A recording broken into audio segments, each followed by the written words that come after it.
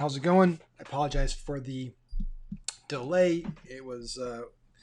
I've been doing these daily boot camps for pay traffic training students in inside Zoom every day for this month, all weekdays, Monday through Friday. And so the Monday one is at 4. So I had to make a decision to leave the office early or do I stay and rush home. And so today I just couldn't leave. Um, so I didn't get to leave till 5:20, and by the time I got to my car and got home, I hit traffic. So long story short, it was late, and then for some reason I got kicked out of Facebook somehow, and so I had to re-log into everything, including Ecamm, and authenticate it, and it's a lot of stuff. So anyway, I wanted to make sure we got the stream up and got us back up and running. So that's what we got for today. So let me pull up the training, the questions, all that good stuff. I'm sure people are going to get settled in because I know we're late. So let me close this down real quick.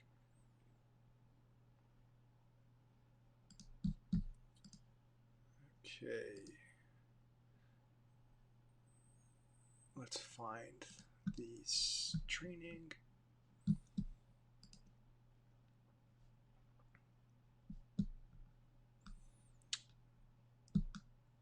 Okay, got the event pulled up.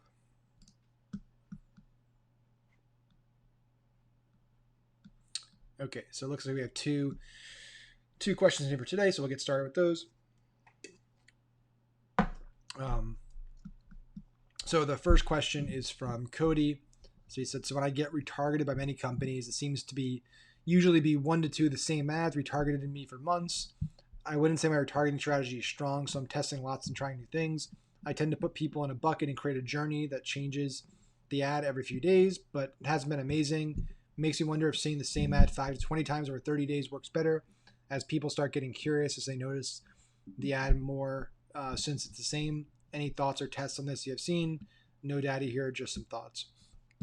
Okay, well that's it's a great question. So and it's a question that unfortunately there's not a de facto right answer necessarily, like a guaranteed right answer where hey, you just do this and this will work better than if you don't do this. So I think for certain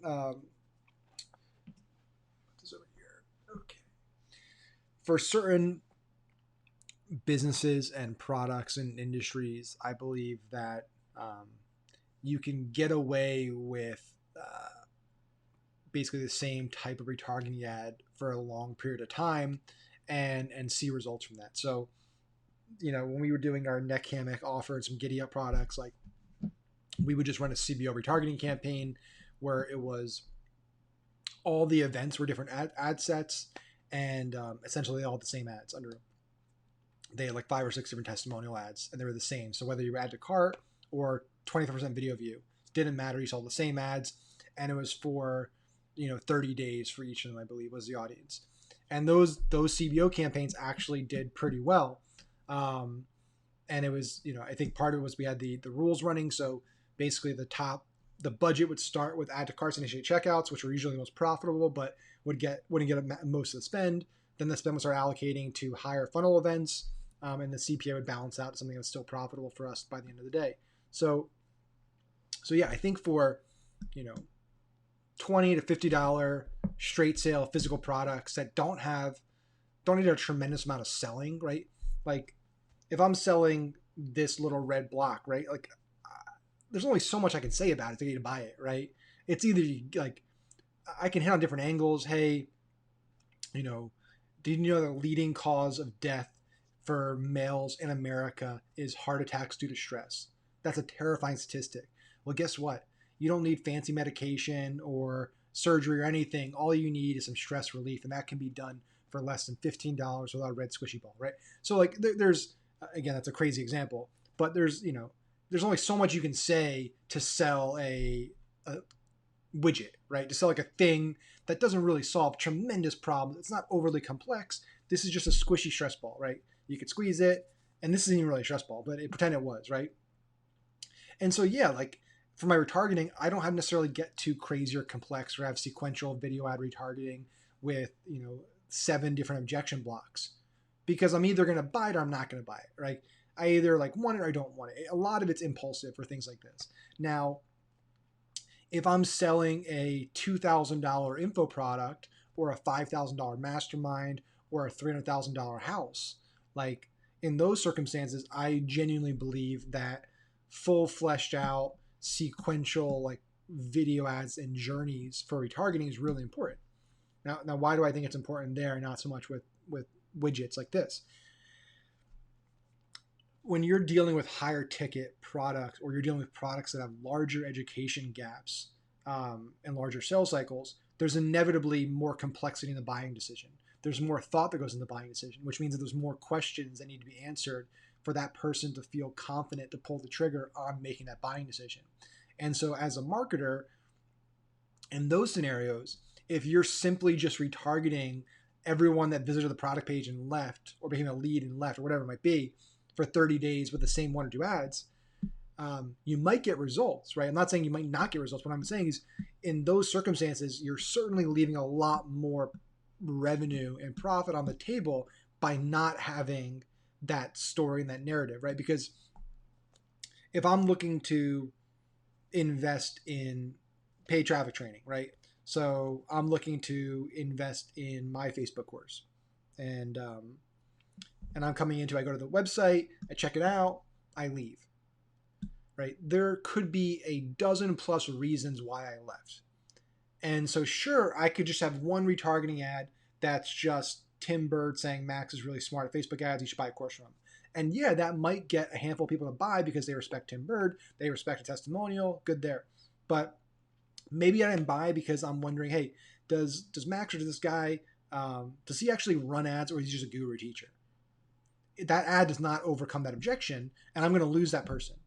But if I had an ad in there from an agency client like Perry Belcher talking about how like they hired Unicorn and Unicorn got them amazing results and they trust them, they're smart guys, like that's a totally different angle, and that's going to get the people that are on the fence about the reliability and actual, like, are these doers or just talkers?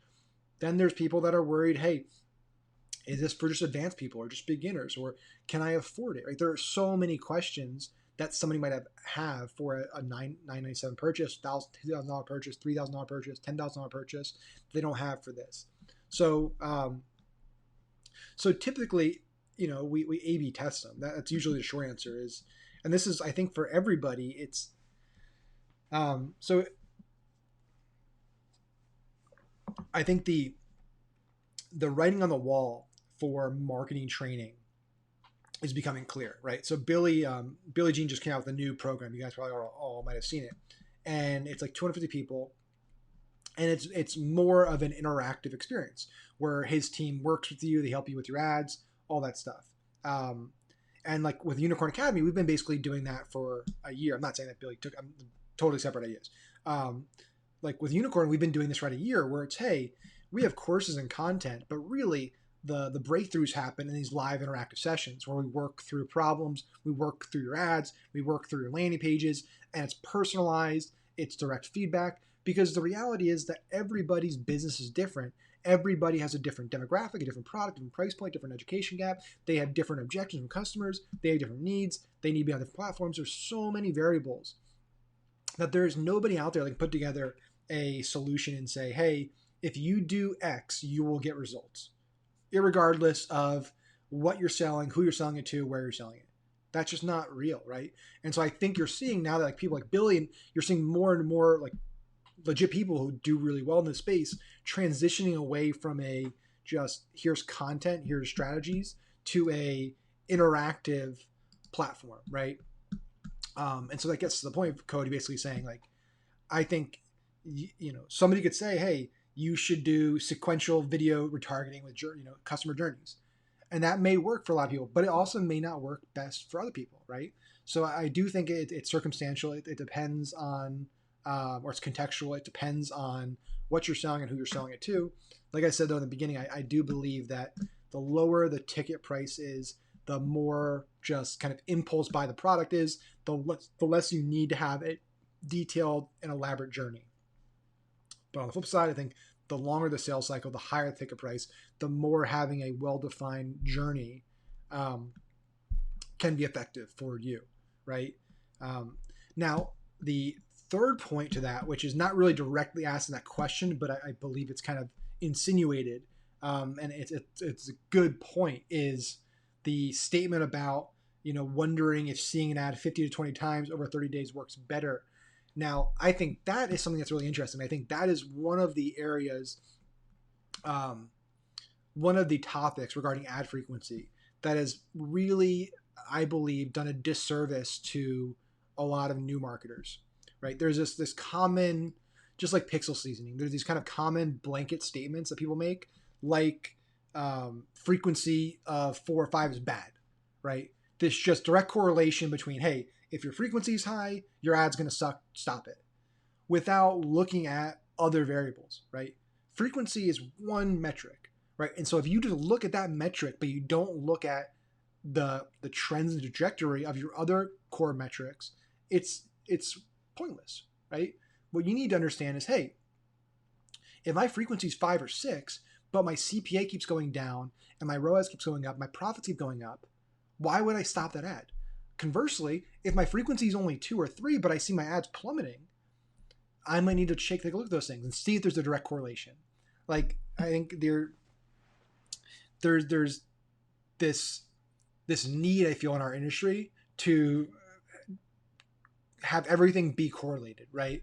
That, like, because this number's this, that means that this is going to happen. And the truth is that's not the case a lot of the time. I think, if anything, ad frequency being high is a good thing. If you look at any other medium beyond Facebook, let's look at every other type of ad medium, every single other one, right? Except for like Facebook online. Let's look at TV, radio, print, billboard, any of those, right? What is one main commonality you see in all of those? Repetitiveness. And so if you think about it, okay, consumers for decades and centuries have been used to TV, radio, billboards, newspaper, magazines, those as the traditional content consumption and the way they see interact with brands through ads, right? And the biggest brands in the world have been advertising in those mediums for decades and centuries. So do you think that McDonald's and Starbucks and Apple and Coke and Pepsi and Walmart and Target, do you think all these brands, all these companies, the big law firms, Morgan & Morgan, do you think that all of them just are wasting their money by showing people the same ad over and over again? Or do you think maybe the biggest companies in the world actually understand that people have very, very short attention spans, they forget most of what they see on a daily basis, so they need to be shown something repetitively for it to stick?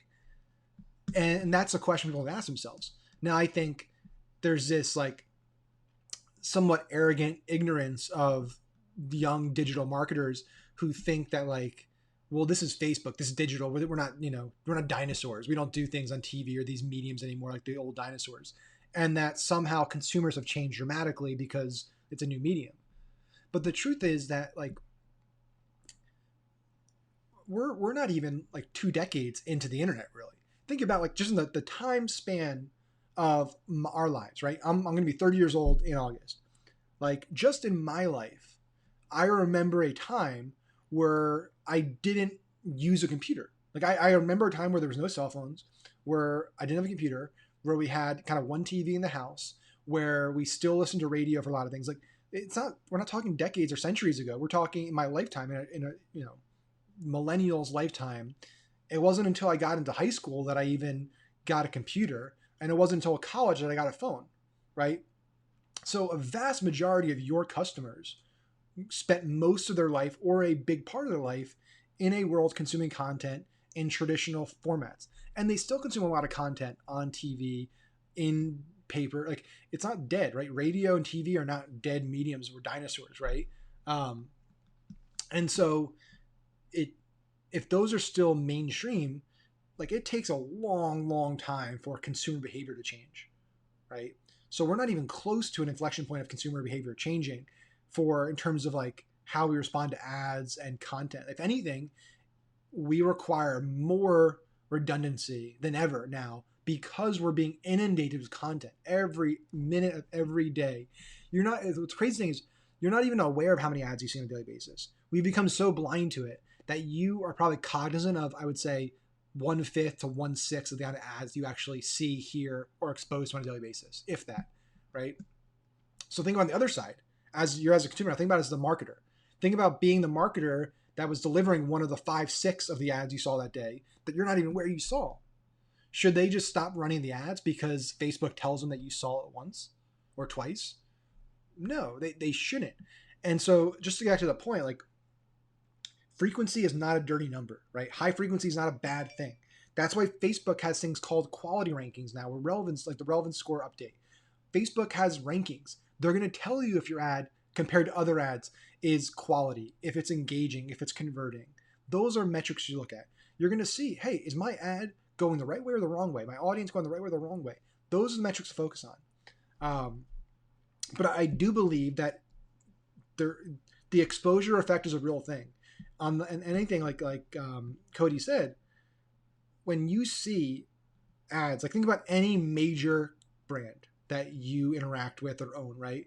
Any big brand, whether it's Apple or Nike or Under Armour or Coke, you see ads from them multiple times every day across almost every channel. So consumers, they correlate consistent advertising across multiple channels to big company success, reputable, trustworthy. Because small companies I've never heard of aren't advertising like that. They don't have the money or budget or resources to advertise like that. So whether it's conscious or subconscious, whether it's conscious or unconscious, consumers associate those two things with consistent advertising to they must be doing something right. They wouldn't keep advertising, and I wouldn't keep seeing ads from all over the place if they weren't doing well, right? If nobody was buying the product, if they were losing money, they wouldn't be able to advertise to me on TV, on radio, on Facebook, on Google, on YouTube, on all these channels. And if you even break it down further into our industries, right? You look at who do you see ads from on a regular basis? Billie Jean, Russell Brunson, like the people in even our industry, Ty Lopez, they advertise across all channels consistently. And you see them every single day. And again, you associate, hey, these guys I see every day. Think about all the other kind of fly-by-night. I've seen probably, over the course of the last year, I've probably like been cognizant and aware of maybe 100 unique people that I never heard before, that I saw ads basically pitching a course or something. And I don't see them anymore, right? I saw them a few times and they vanished. A few times and they vanished. So most people that try to get into our space, they just can't make the offer work and they can't afford to keep spending money because they're like in one-man show, right? So they try to few ads for a few weeks, nobody buys their shit, so they can't advertise anymore. And you stop seeing ads from them. The people that are successful, they keep advertising. They keep spending more money across more channels, right? So there's a direct correlation from a consumer's viewpoint of the amount of ads I see and the amount of platforms I see ads on and how trustworthy this company is. That's a big thing, right? Inconsistency breeds doubt, and doubt makes it much less likely that we're going to buy a product from somebody if we have uncertainty that they're legit, right? Nobody wants to buy a product from a company that's going to go out of business. It's the worst thing. My parents bought all their furniture for their home down the shore that they live in full time now from a company on the island that went bankrupt, right? Like they spent a ton of money on furniture, and part of the deal is like you get warranties and all this stuff. Company's out of business. What do you do, right? You're screwed. So nobody wants to buy from a company they have a doubt they're going to go out of business any day now, or even any week now.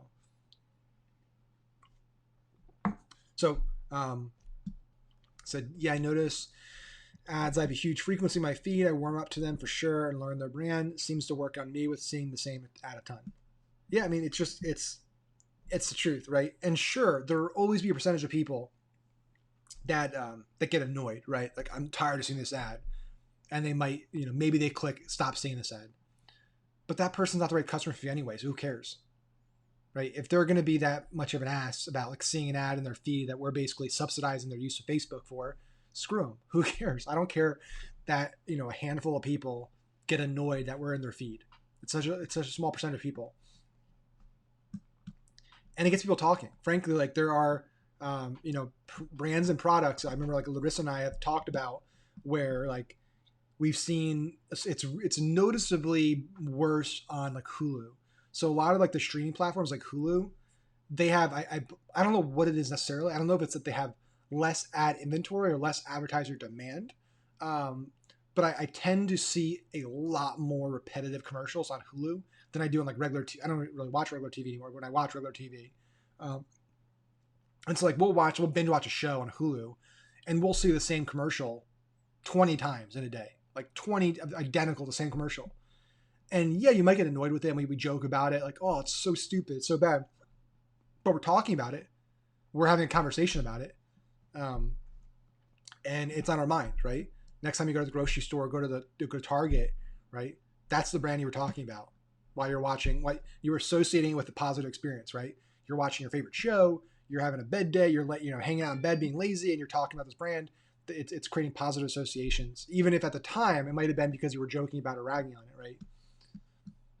Okay, so hopefully that answered Cody's question. I know that was a very long answer to a relatively short and poignant question, so I apologize for that. So Woe shared, started running ads in the beauty space. We're currently spending $100 a day in testing, and current CPA is around 40 for a free trial with a subscription on the back end. Here's an example for the cold audience. So is there a specific question that you have there? Regarding, you just want me to look at the ad and provide feedback, or is it a specific like thing you want me to really focus on? I'll pull up the ad while you're doing that. All right, let me share my screen.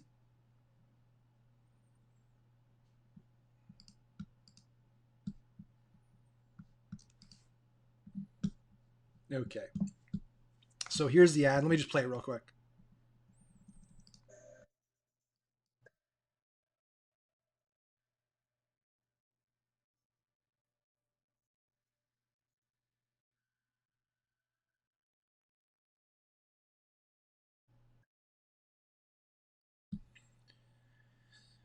The new way to color your hair without dangerous chemicals and spending countless hours in salon. For a limited time, use promo code trial to sign up for a free trial.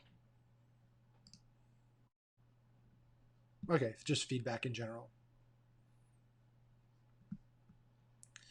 Find your shade of confidence in the comfort of your home. Premium salon grade coloring kit.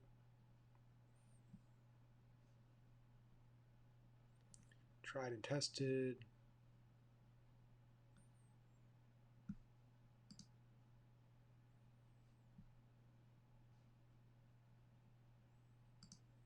Okay, so first thing, I'm probably gonna have a lot of things to say, Will, so I apologize if I just hit on a lot of stuff. But so the first thing, let's say I come here, I see your ad in my feed. Ooh, this is cool. I want to get it. Right? It's a free trial. It's time sensitive. I want to get it now. Click the ad. I come here. There's nowhere to buy. Like, so I'm landing on your basically homepage of the website, and the only call to action button takes me to a survey, basically an outcome survey to find the perfect shade. Which is, most people that are impulsive are not going to fill that out to buy the product. Then they kind of scroll down. So is there no way to... Okay, now it's making more sense. So there's no way to just get the product, like no way to just add to the cart. You have to do this online color consultation before you can even like add the product to the cart or buy the product.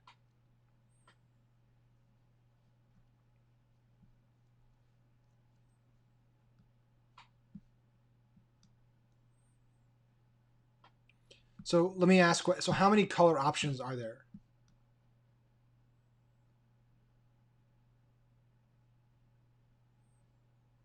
Okay, I'm answering my question as I'm going through. So 1, 2, 3, 4, 5, 6, 7, 8.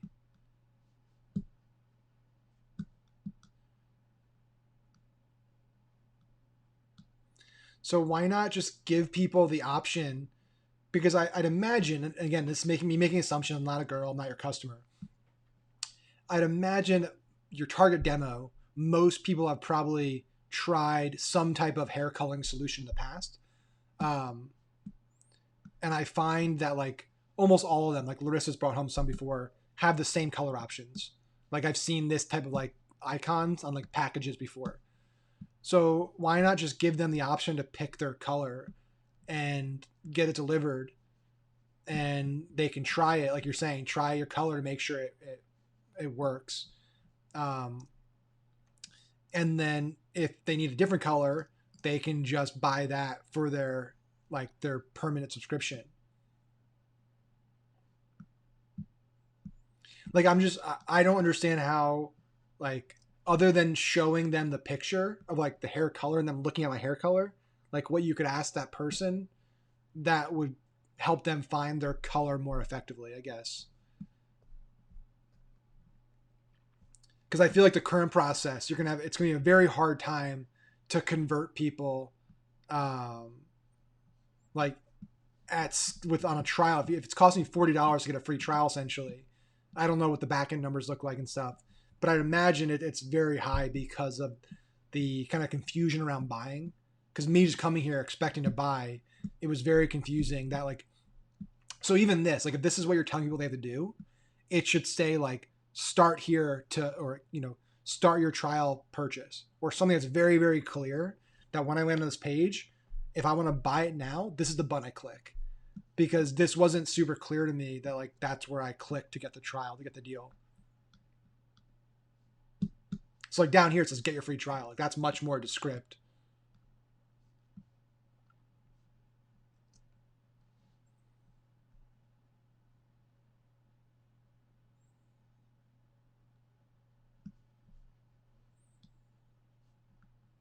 I think overall it's like a beautiful website. I think the landing page is really really nice. Looks super high end. So like I think it's awesome from that perspective. So like a look and feel perspective, it's great. From a conversion rate perspective, I think that's where a lot of the work could be done. So if the goal here is to get these people into a trial, we need to streamline this page. We need to eliminate the navigation. So this is like a big tip that like I've learned from a lot of people who do like really really hardcore CRO, and run a lot of trial, a lot of straight sale, like direct to landing pages. You don't need navigation, right? If I'm driving people here to get them on a trial and they clicked because they want it, I want to eliminate the amount of distractions. So everything up here is a distraction from the process. I can put all this information on the landing page, but I don't want them clicking away. I don't want one of the first things they see when they land on this website is 5 different links from the click and multiple buttons. That's the last thing I want. We also, like I said earlier, we need to make this above the fold much more focused on them starting the trial. Like this should look more like a product page, right? It should show the product, multiple images. It should have, the product name, the color selections, and start your trial. They can click it. It should have the 5-star reviews. It should show like the 5 stars, 290 reviews, whatever it might be up here.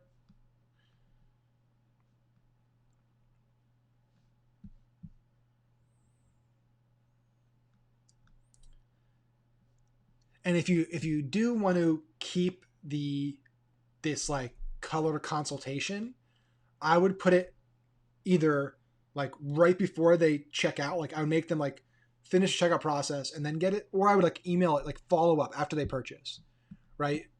So like I'd imagine that the price point's the same whether it's blonde, black, brunette, whatever the color is, right? So you don't necessarily need them to tell you what color it is before you charge them. I would rather you like get them to buy it, and then on the thank you page or the confirmation page, then they could take the thing, because now they're much more likely to complete it. They need to, or else they're going to be sent a generic color, right? The order doesn't ship until they do that. But you're not creating a massive amount of friction in the buying process, because that's the whole point of trial, right? Like, and I have some thoughts on doing trial first, and we can talk about that after this. But the whole point of trial is to do volume. It's to get a lot of people to take action really quick. You're basically taking away one of the biggest barriers to purchase, which is price. Like I can just get it and try it for free, essentially. But if all of a sudden you treat it like a full sale purchase and put a bunch of barriers in front of it, you got to complete this consultation, all this stuff. Now it's like it's a lot of work, because now I'm not valuing it based on like your retail price to value. Now I'm basing it on my time Like how much time is it worth to get something free? Because now it's a free product. So now the way I value it's totally different. And so now it's like, ooh, I got to spend like 5-10 minutes filling this out to get a free thing. I don't know about that.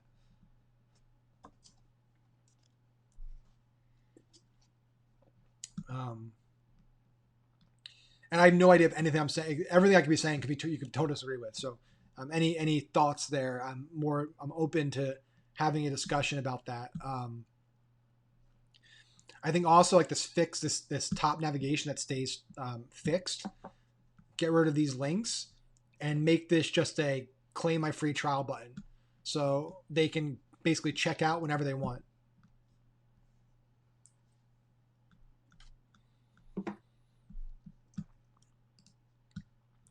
As for the ad, I think you definitely need to get rid of before and after. Facebook hates before and after. I'm honestly surprised that your ad hasn't gotten flagged yet, or even sorry. Or it's okay. It's okay.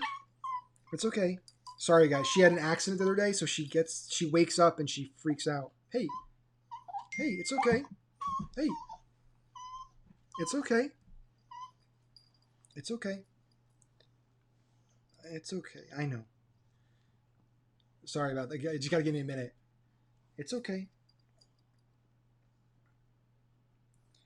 On Sunday last week, she ran in behind me when I was going into the bathroom, and the door closed on her, and she like freaked out. And since she runs around all day and stuff, but she has these weird spurts where she'll like be sleeping and she wakes up and she just starts screaming. So we're taking her to the vet tomorrow. Is everything okay? Yeah, you're okay. Okay. All right.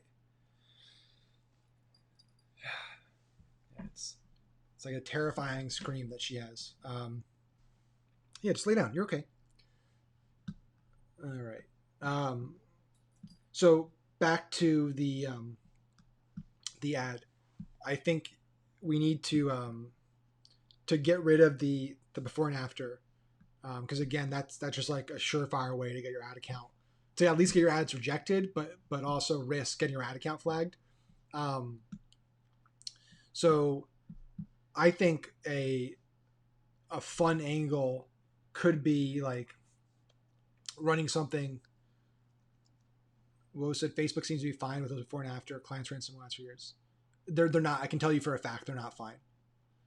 And so I think this is one of the problems with Facebook being inconsistent, is that like anecdotal examples become like people trust them, right? So with like we can't, what we can't do, and this is, I know it's challenging because I'm guilty of this a lot, is like take one ad account out of hundreds of millions and say like, because this one hasn't gotten flagged, that like what they're doing is okay, right? There are people running ads on Facebook right now for Bitcoin, for weed, for cannabis, because they're cloaking, they're doing things, and Facebook just hasn't caught them yet. Doesn't mean they're not breaking the rules, and that when Facebook does find it, it won't get shut down. So I can tell you, we've run ads for Jeunesse, we've run ads for multiple hair extension companies, we've run ads for balding, for male baldness, we've run ads for weight loss, we've run ads for just about every industry you could think of where before and after would be a strategy. And I can tell you for a fact that inevitably at every single point, the ads get shut down 100% of the time. So we don't even do it anymore. Now, again, like you could run it for weeks, maybe months without Facebook finding it, but it doesn't mean they're not going to find it. And doesn't mean when they do find it that you don't get an ad account shut down. So, I'll leave it at that. Like my recommendation, right? And everything I'm doing here is a recommendation, right? You don't take my advice. My recommendation would be to not do it, because Facebook explicitly says in their ad policy to go through it, you can't do it, and not rely on like one ad account that didn't get shut down yet. Just because I would hate to see you keep doing this, find it working, and then your ad account gets shut down because somebody manually reviews it and gets flagged. But you're also more than welcome to keep running it, and maybe it does run for weeks, months. It could run for a year, right? That's the thing about Facebook. Facebook's very, very inconsistent. And so you can have ads. We've had ads that Facebook disapproved from 9 months ago that haven't been running for 8 months, right? Like ads that like the campaign got turned off and the ads that got turned off, but Facebook went back retroactively because the ad was still toggled on and like disapproved the ad. And we've had it happen in bulk. And this is where it gets really messy. So we've had ad accounts where it was for like cannabis legalization stocks, right? And the campaign was no longer running. So we turned the campaign off, right? But the ad set's obviously still toggled on. The ads are still toggled on. So Facebook still looks at it as the ad is active. And we've had Facebook mass reject ads. And a mass rejection, if like Facebook rejects like a dozen plus, 20 plus ads at a time, could lead to a flagging of the ad account and getting it deactivated. That's happened to us. It happened with the cannabis investing stuff, even though those ads weren't even breaking Facebook's ad policies. And even though those ads hadn't run for over 4 months, I believe that one was like 4 months or so. So again, totally like, you can totally take it with a grain of salt, right? And you can roll the dice.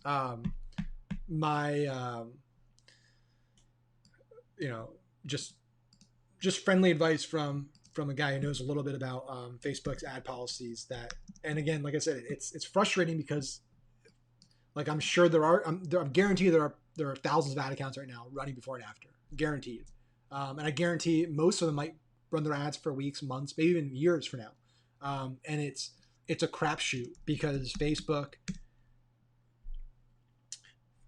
uses. They've tried to automate a lot of the review process. So they have really great machine learning, like really great AI and image recognition and all this stuff, but they still rely a lot on humans, on human moderators. And unfortunately, humans have biases, they're subjective, humans have interpretations, right? So it's just like we have, people that interpret the Constitution certain ways. It's the same way with Facebook ad policy. There's people that interpret ad policies a certain way. And because of that, one person might look at your ad and say it's totally cool, and the next person might look and say this is a clear violation. And there's no way of knowing who's going to get the ad when it happens. So, and just so you know, I'm like not BSing you here and not like making stuff up. If you go to facebook.com//policies/ actually, I can share my screen. So right here under 19, personal health, ads must not contain before and after images or images that contain unexpected or unlikely results. Ad content must not imply or attempt to generate negative self-perception in order to promote diet, weight loss, or other health-related products. So you could, interpret this to mean, well, this is specifically about personal health and we're selling hair care. And you might be able to get away with that. But again, it comes down to who reviews that ad and who decides. Somebody might say, well, hey, this is your hair is part of your body, so it's health. And so again, that's just the dice you roll. But I just wanted to make sure everyone saw that, like, I wasn't just like making something up. It's actually in Facebook's ad policies regarding before and after ads. So if you do have lots of those gray ads, you delete them to be safe. Yeah, I mean, you can do two things. So one thing you could do is make sure that when you do turn campaigns off, you also turn the ad sets and the ads off, so everything's off. The other thing you can do is if you don't want to lose the data, you could simply just update the creative to something super generic that Facebook won't have any issues with. So if you want to just change the image to just an image of your product box or something, because it's not going to run anyway. So that's another thing you could do, so that the creative no longer is a before and after. What I think would be really great ad-wise to like stand out in the feed is to have really fun, and I don't know if this fits the brand, but like really terrible like hair dye jobs, like just showing what going cheap does for you. I'm sure there got to be tons of photos out there of people just having like disasters using like really cheap products to color the hair that looks just like terrible, and like saying something like don't go for the or something like Karen decided to go for the cheap option and the results didn't turn out as promised, or something like that. Try the quality option today and get quality results with the shade. Again, I'm just throwing ideas out there, but I think something like that, the image or video would really grab people's attention because it's both amusing and funny. I mean, it's in a bad way, and it's also kind of scary, and it triggers the it blocks the objection of like going the cheap route, right? If people can visualize going like with the cheap CVS brand or the low cost option because they want to save a few bucks, well, here's the outcome, right? Would you rather save a few bucks, or no? Would you rather spend a few more bucks, or would you rather walk around for 3 months looking like a cheetah, right? Like it's you can always make more money. You can't unless you shave your head, you can't change your hair color after you do it unless you want to kill your hair. So I think images like that could be funny. I think also like running top of funnel content could be great here, where it's like, you know, the 12 worst celebrity hair jobs, hairdos in history.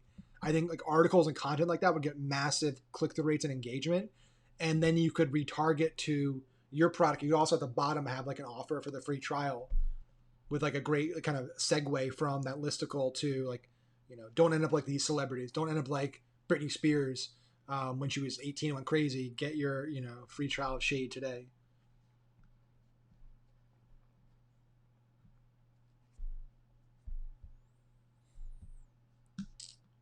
So yeah, I think those types of angle, like trying top of funnel interactive content, kind of more attention grabbing images would be great. Um, I think you could also go the angle of if you want to go for like prestige, you could feature like beautiful celebrity hair. It's like, you know, wonder how the celebrities, you know, get the perfect hair color.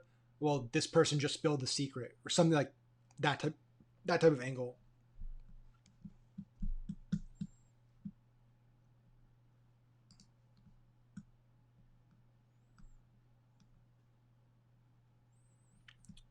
I think another great video would be like an unboxing and a demo video.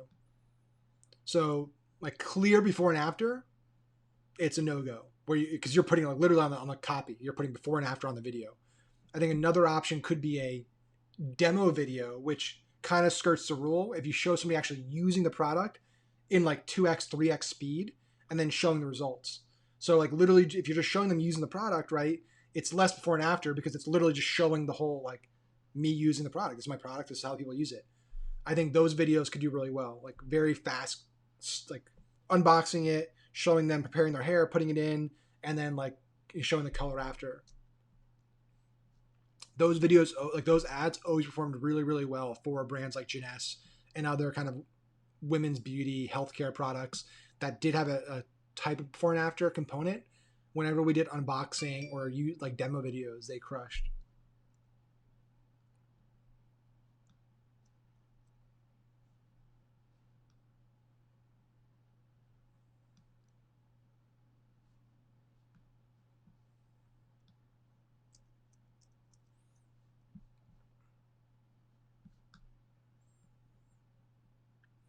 I think also if you have like a lot of customer photos, if you have like dozens of these, putting together like a quick slideshow that just quickly like every 1 second or half second is just switching between different women. So you end up showing like 20, 30 customers in a quick little 15, 20-second video saying, be the next, you know, be the next member of the Shade family, get beautiful hair today, join, you know, 50,000 women or whatever the number is who now have stunning, salon grade hair.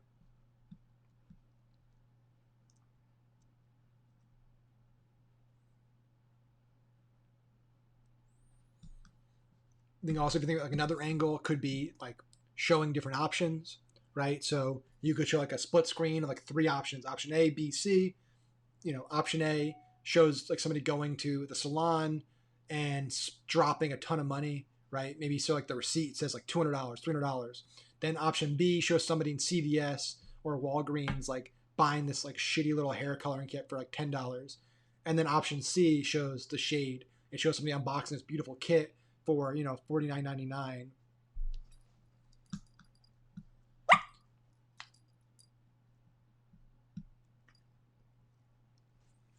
What's wrong? She's having a rough time on my lap right now. Why don't you go lay down? Go lay down for a bit. You're obviously struggling up here.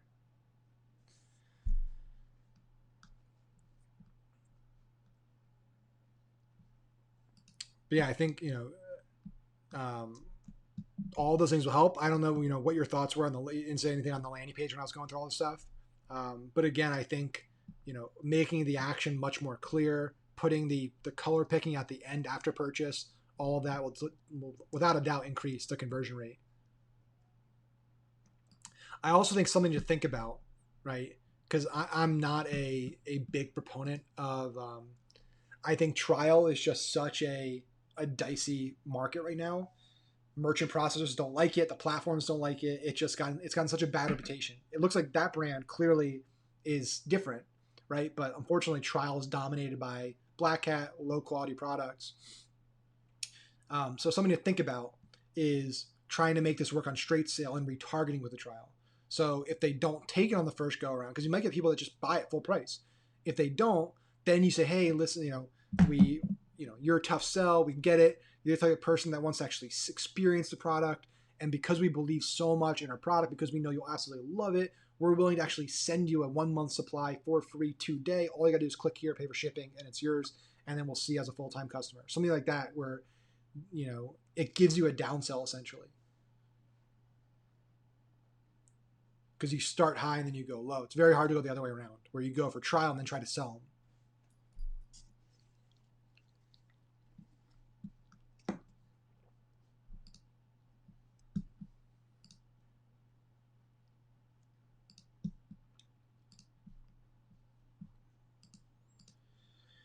them. Okay. What other questions do we have today?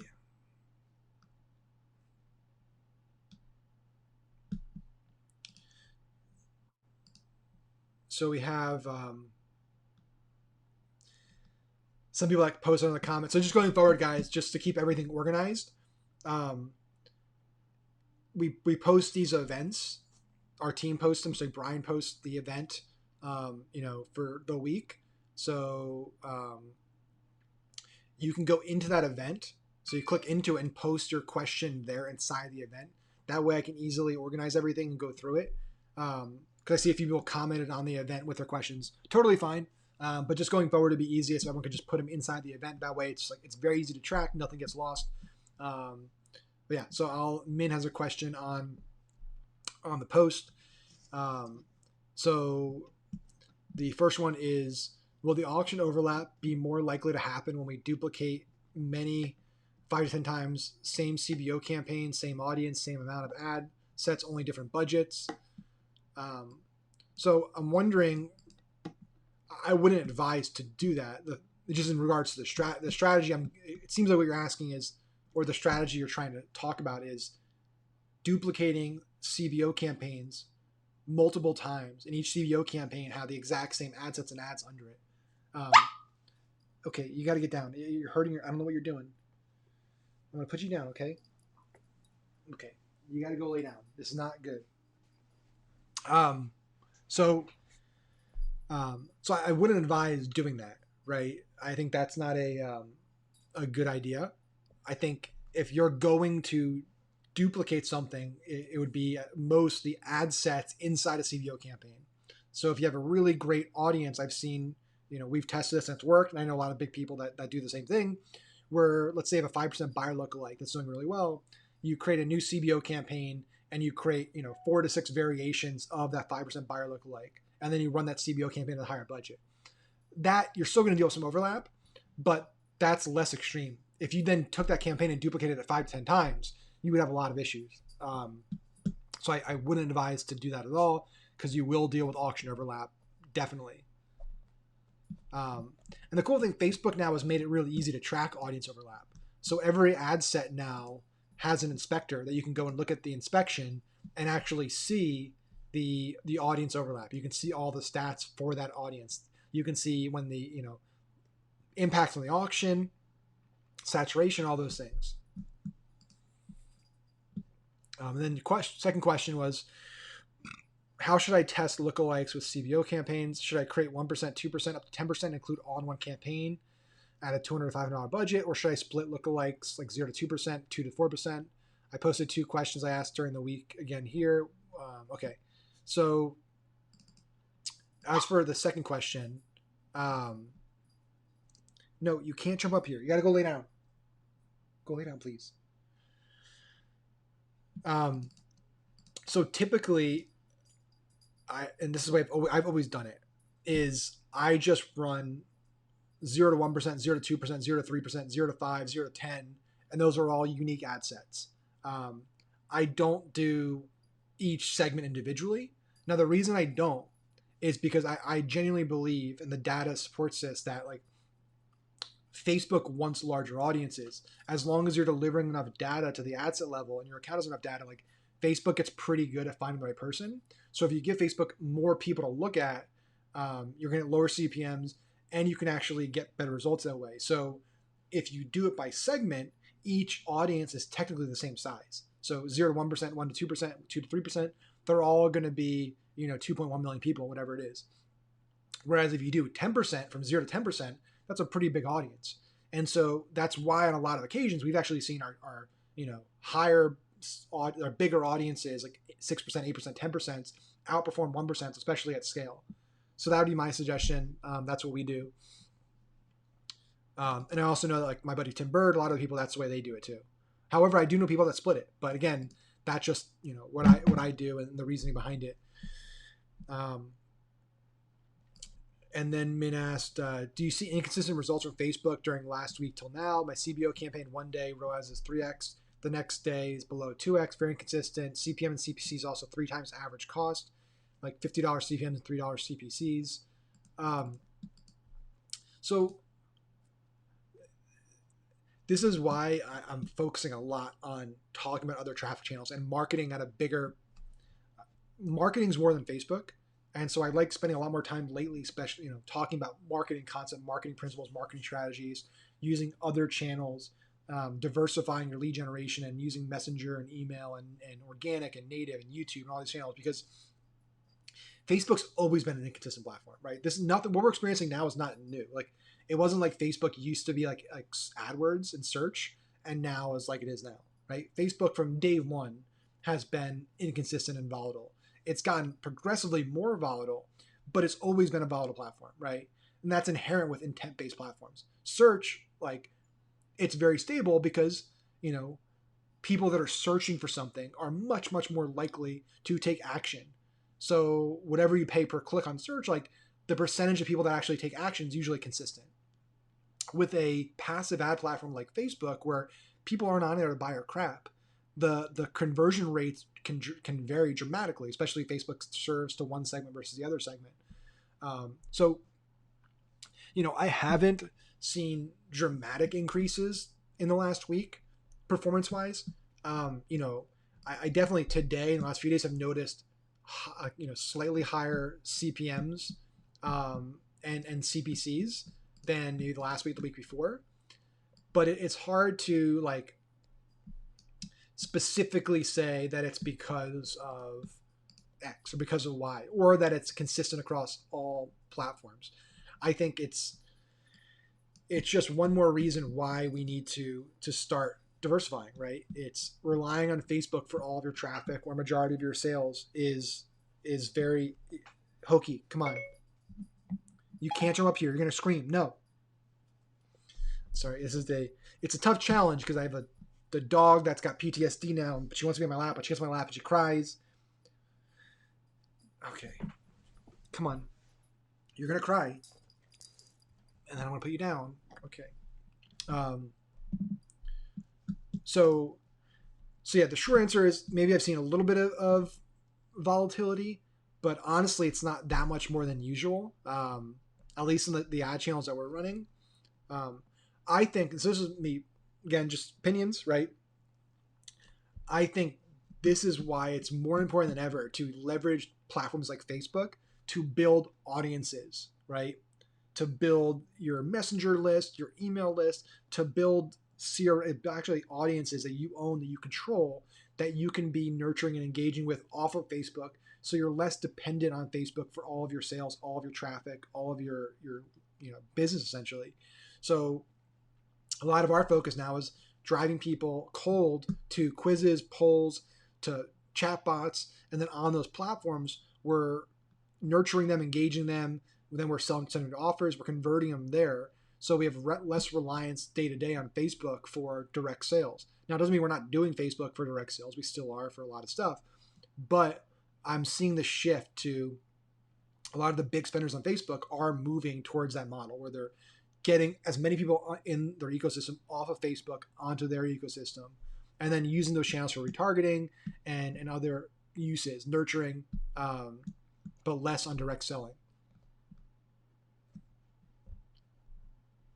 Because think about it, it's again, you know, your results could vary day to day because your conversion rate changes dramatically, right? So it's like, everything else could stay the same. Your click through rates, your CPMS, everything could stay the same, but the segment your audience Facebook delivers your ads to today might only convert at 1.5%, but yesterday was 3%.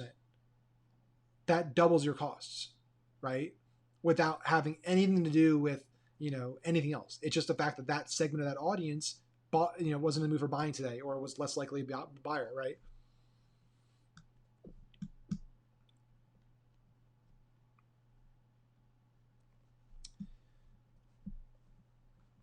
Okay.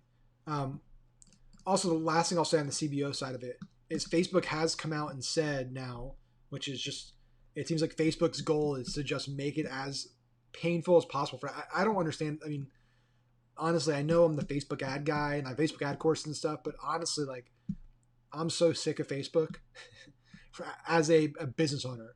It's just the last year, especially, it seems like they've intentionally gone out of their way to make the platform as unprofitable and unhospitable to advertisers as possible.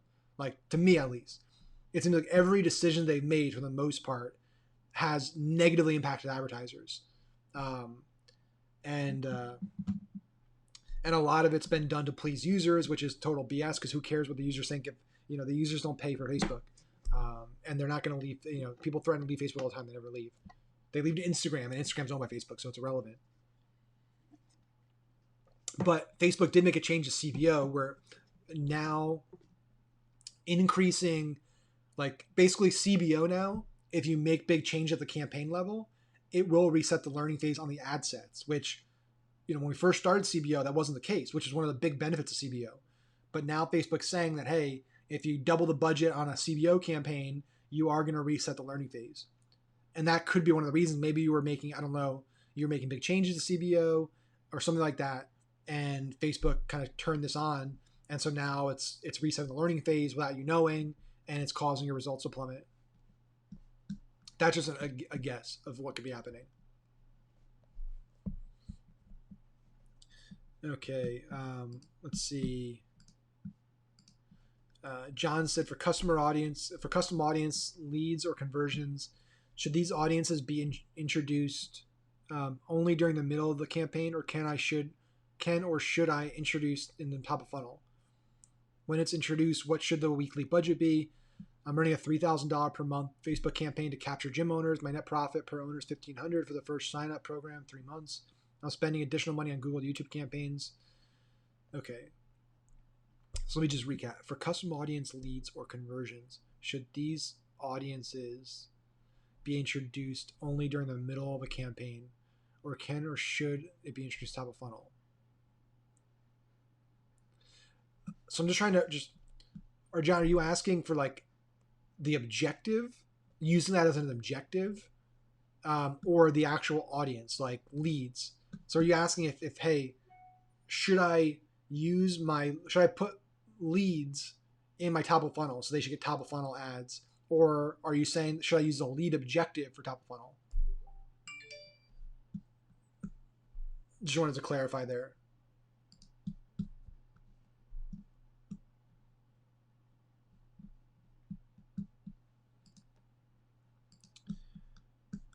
And if you're not, I'll just make some guesses. So if you're asking, should I take my custom audiences and introduce them in top of funnel, I would say no, because that defeats the entire point, right? Like, if you look at, we have kind of the prospect lead purchase, like there's a kind of a natural flow, right? So now I'm so confused now. So you said leads. Or are you talking about leads as in the audience of leads, or are you talking about the leads event for a conversion campaign?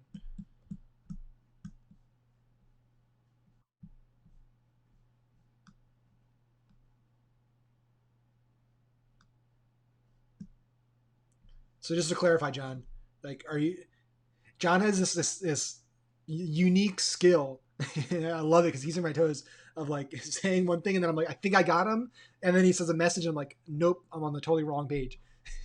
Okay, so I love it. It makes these sessions so much more enjoyable for me because it's like keeps me on my toes. So audience, okay. So no, I mean the whole the whole idea of top of funnel, middle of funnel, bottom of funnel is that each part of that funnel is a prospect at a different point in the buying cycle, right? So inherently, just based on the semantics and the definition of that, if somebody's a lead, they can't be at the top of funnel because then that they would no longer be a lead, right? Like you need to be a prospect, lead, buyer to fit into those kind of buckets. So those kind of three buckets, right?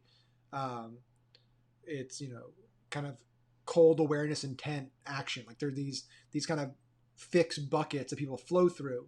And so if somebody's already a lead, you need to move to the next step, right? You've already gotten them. The whole point of top of funnel is to agitate the problem, to make sure the person is aware of the problem, sees your problem as a solution, or that they had the problem, they're looking for a solution for that problem. Once they've told you that, there's no longer a purpose for top of funnel for that person. They've already told you those things and they've opted into something. You now need to move to other objection blocks and introduce your product and demonstrate why your product's the right solution and everything that follows that we talked about in the past. So yeah, if they're lead, they can only move. I mean, they obviously can move both directions, but I would recommend they only move one direction, right? So top of funnel, middle of the funnel, bottom of the funnel. You have prospect, lead, buyer, and it should flow that way. It should never be lead, prospect. You don't want to go that way. That's going backwards.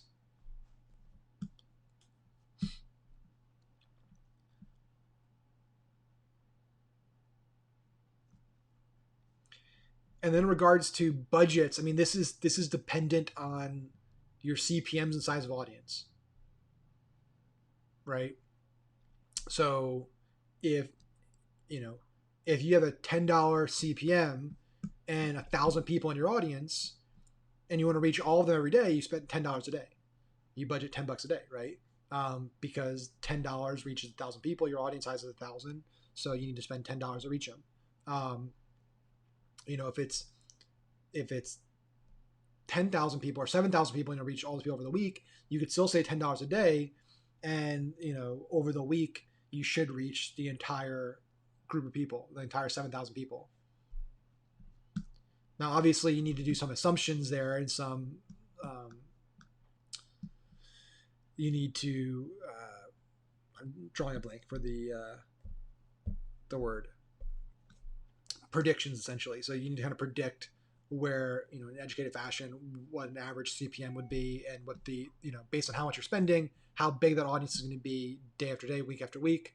Um, it can be pretty easy if you're doing sequential. So if it's not like indefinite retargeting, if it's hey, this bucket of 7-day leads is going to see this ad, then 7 to 14 they're going to see this ad, then and if I'm staying consistent with my top of funnel spend, that this audience is going to stay the fixed size. It's not going to grow. So you can set your budget more appropriately that way.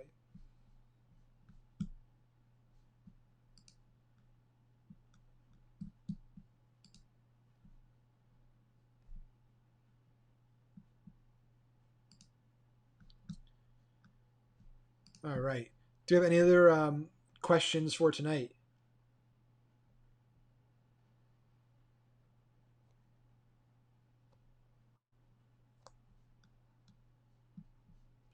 So another question. Okay. So Will also said one question regarding that blog post idea of 5 celebrities with terrible hair is using their photos in the rules of Facebook. Is there any chance they'll get banned?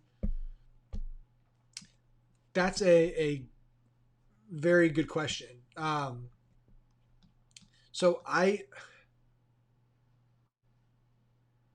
don't. I would consult a lawyer for that. I can't give you legal advice on that.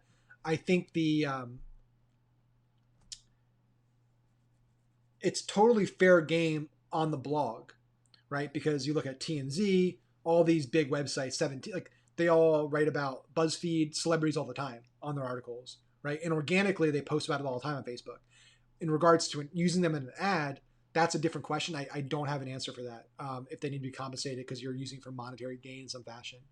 Um, so what I would say is like I wouldn't use their names in the ad.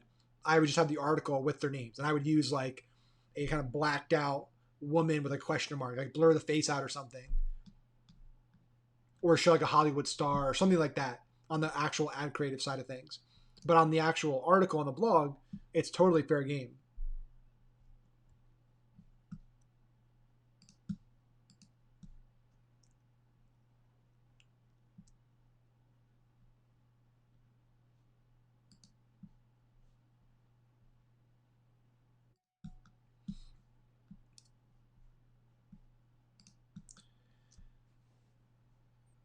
Awesome. Any other questions tonight, guys?